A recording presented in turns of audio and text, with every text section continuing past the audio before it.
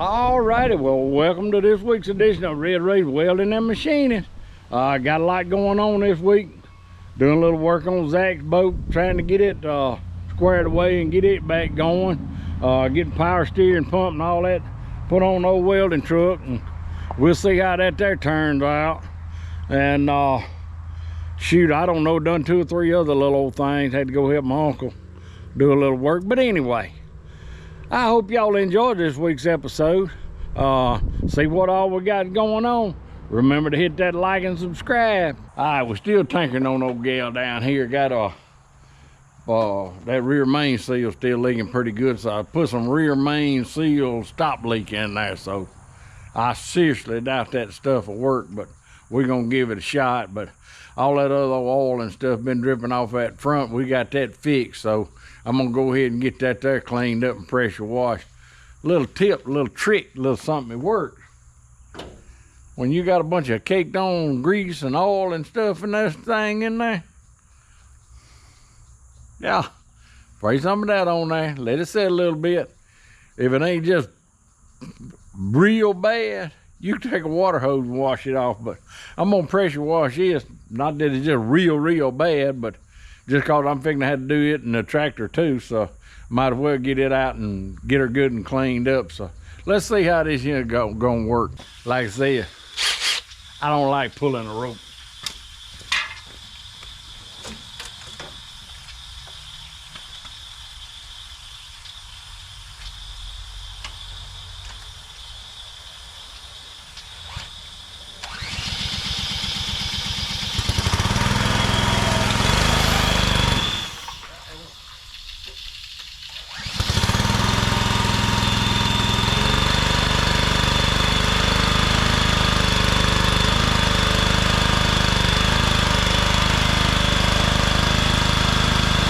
Go.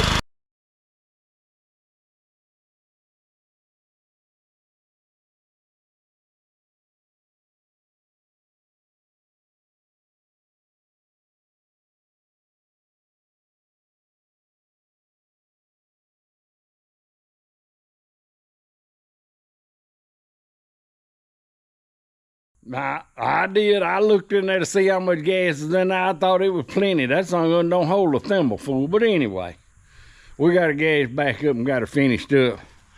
I didn't show y'all the before, but you can see under there, got it pretty clean. And it wasn't just caked up and piled up right there up under the cross. Remember, it was from previously that I couldn't get off of it then. I didn't know about the easy off oven cleaner at that time. I'd have soaked it down with that and washed it a few times. But anyway, that all being said, I'm gonna go ahead and crank her up and pull her around to the front. We're gonna get the tractor around here, unhook the bush hog off it, and get her cleaned up.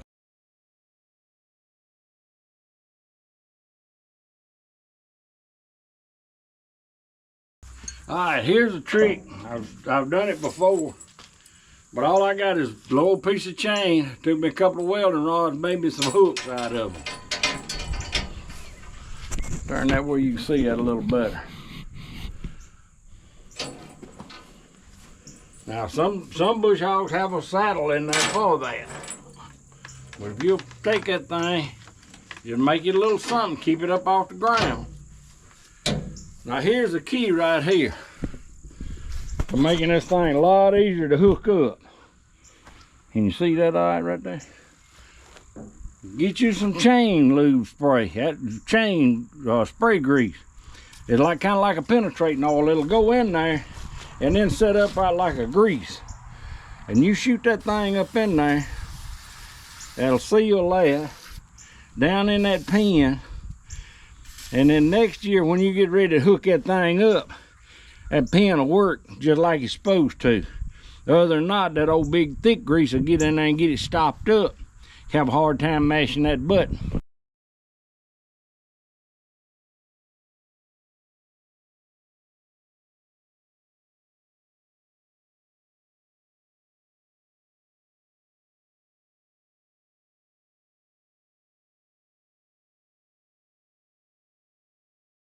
I got that kind of wrapped up.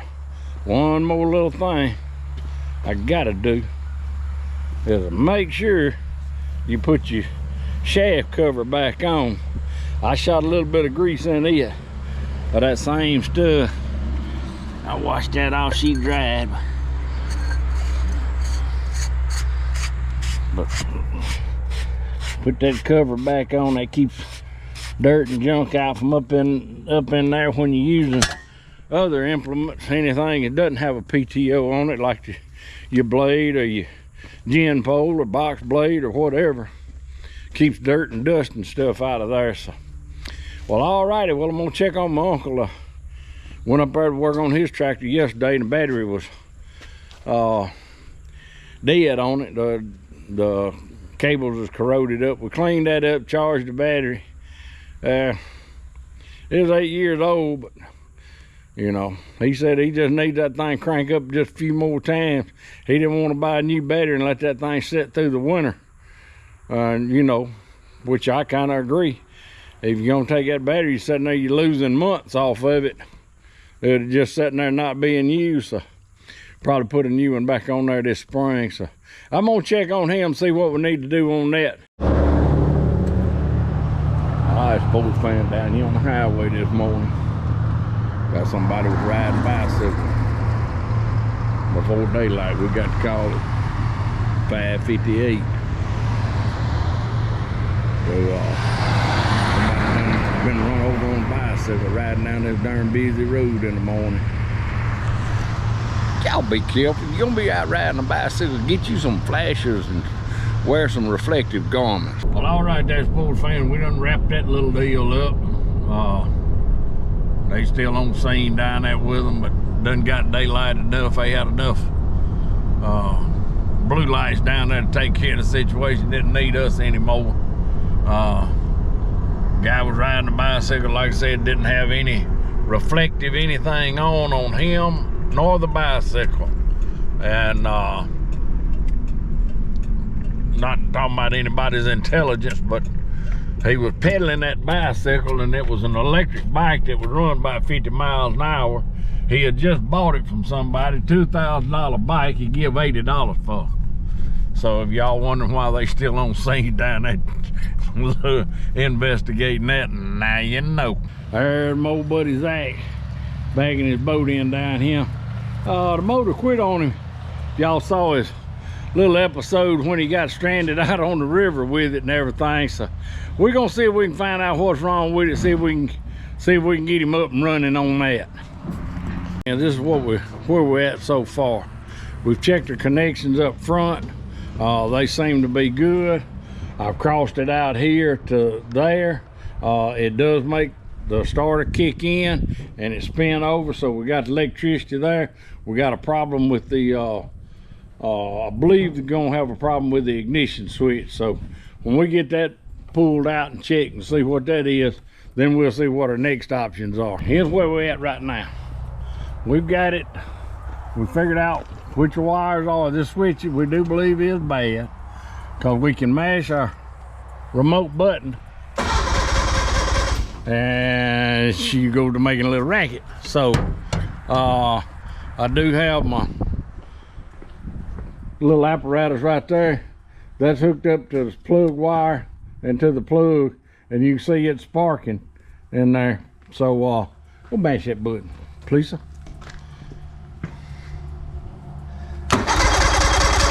And you can see the spark in there. So we're back to getting spark. We got it turning over. We're gonna have to figure out what we got to do on the switch and make sure we're getting fuel. We're getting fuel, getting spark, got compression. She ought to make some racket. I tend to go things old school now. We know we're getting fire now, so let's see. We're gonna see, put a little magic dust in there, smoke, see what she do. All right, spin her over.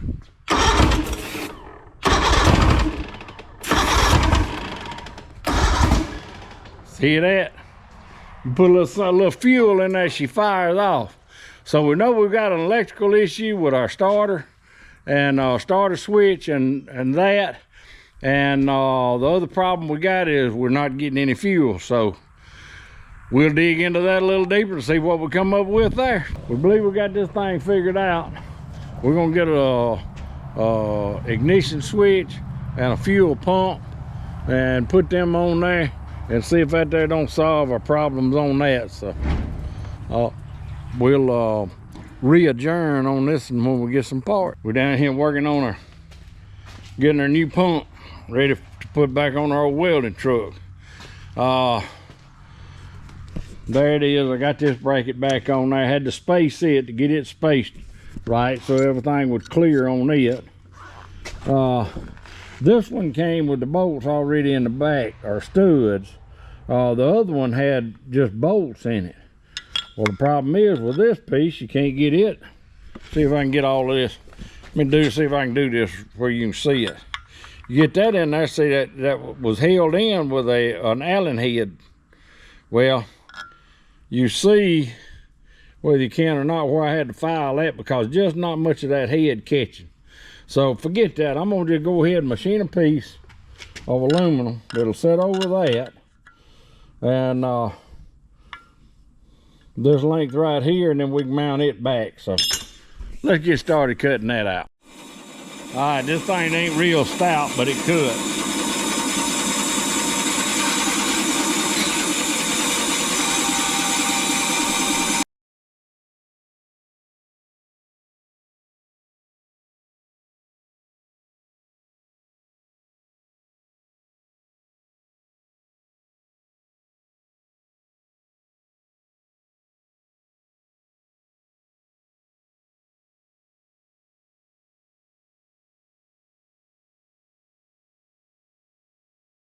All right, that's got a piece all squared up and everything. What I'm gonna do now is drill a hole here to mount it to the back to the block, and then I'm gonna cut a slot in here. But this is only gonna be a little over 3/8. So the nut and flat washer fit on there tight, won't sink down in there. See if that there won't hold it a little better. When we get that done, then we're gonna see if we can't round these corners up a little bit.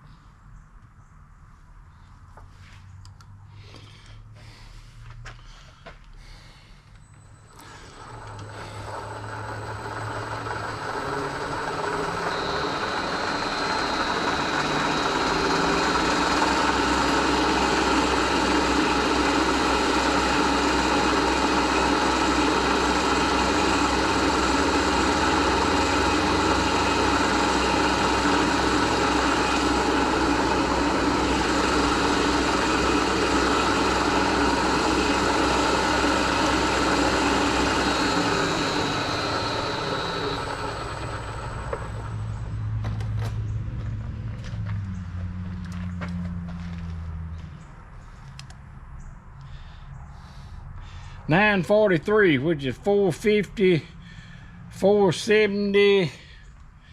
Let's see, $4.77. Then the dang phone rang.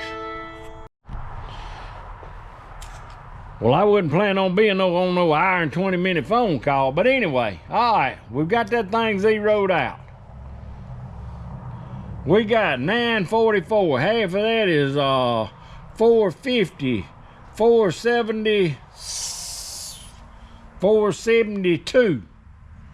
So 472. So if I move my DRO to 572, and that way I ain't got to zero that right there.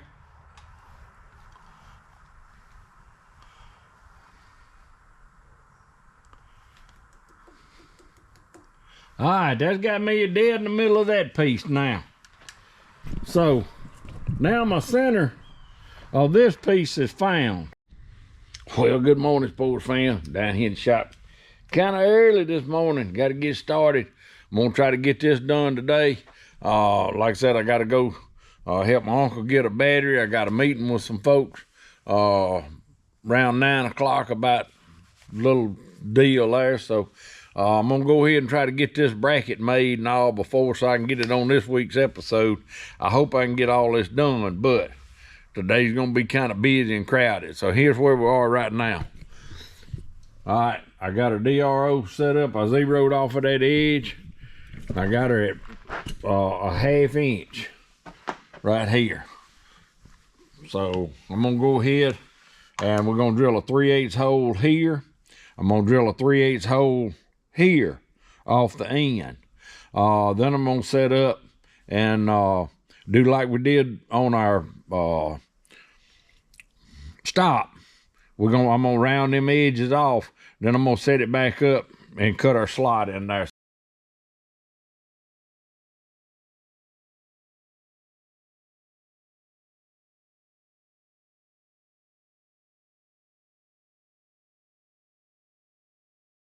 Let's see what we can get done here. Got this set up just like I did on the last one. I can get that thing where it'll set straight. So what I'm gonna do is just turn this thing and see if we can get her where she's kind of rounding that end off.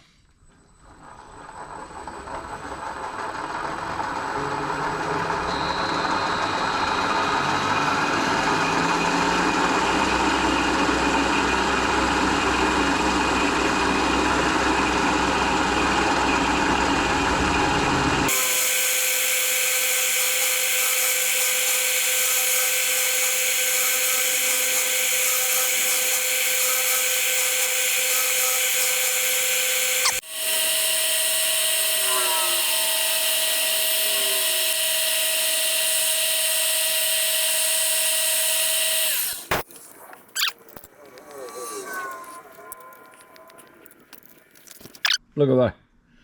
Come out pretty slick, didn't it? All right, we're gonna do the same thing to the other end now.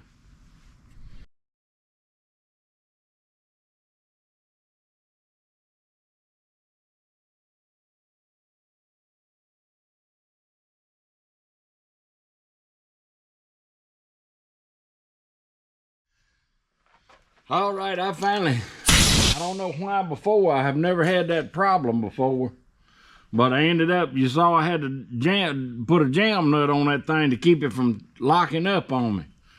That is a locking nut, and before I hadn't had any trouble with it, so I can only assume that nut's getting a little wore because I have used it several times. And so anyway, we're gonna get her broke loose here and cut her slot in it now.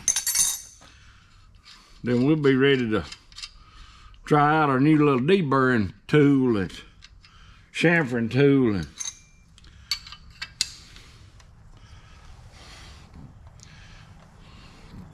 I guess I could have used a thicker piece and then machined it down some, but this piece really in the back, you really can't see it anyway. Yeah, see that nut, how loose it's done got. So I just use jam nuts from now on if I use this.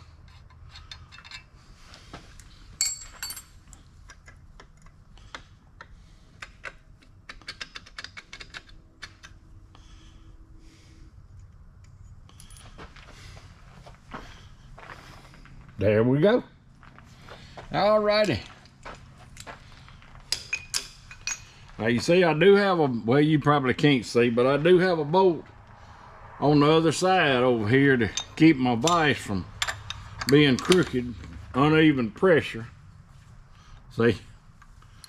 All right. We'll put our parallels back in there, change that to a 3/8 cutter. We'll be ready to rock and roll on cutting our slot.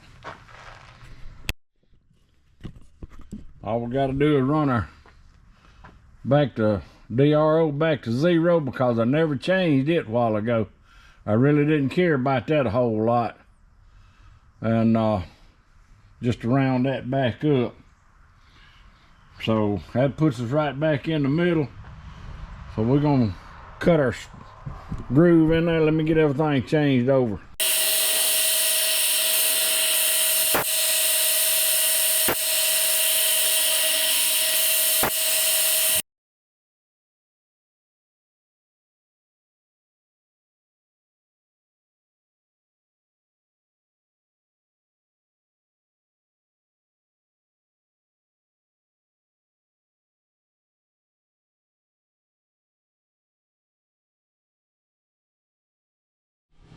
All right, we got a handy dandy little beveler here.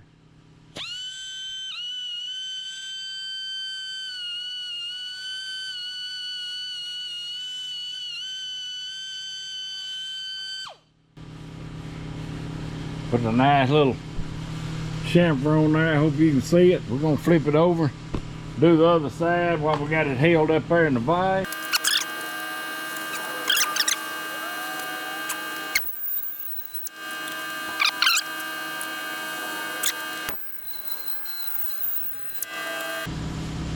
That's right. That's slicking snot on the doorknob. But look at there. All them edges knocked off there. Pretty clean. Alright, let's see what we can do with it now.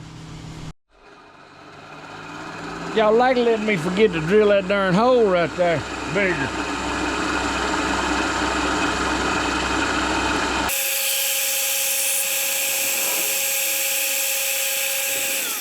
Now we gotta have that so that bolt right there goes through it.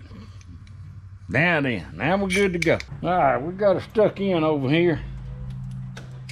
All I got left to do now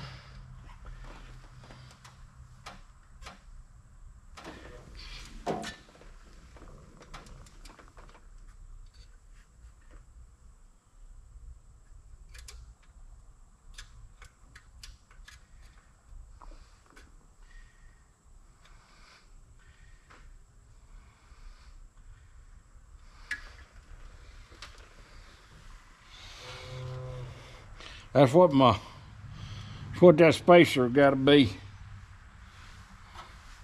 Listen, I'm gonna cut it down to that.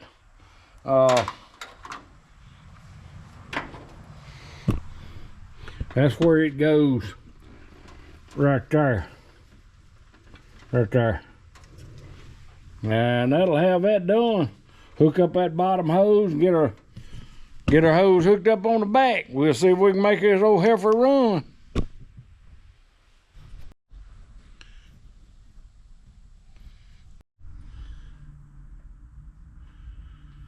Alright, sports fans, we're gonna take about 100 thousandths off of it.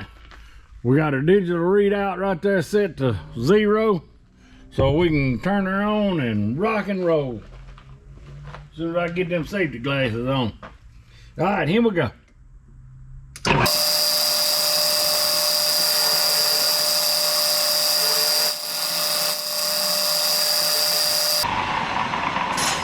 Alrighty, we'll take that over and put it on, see how it works. Alright.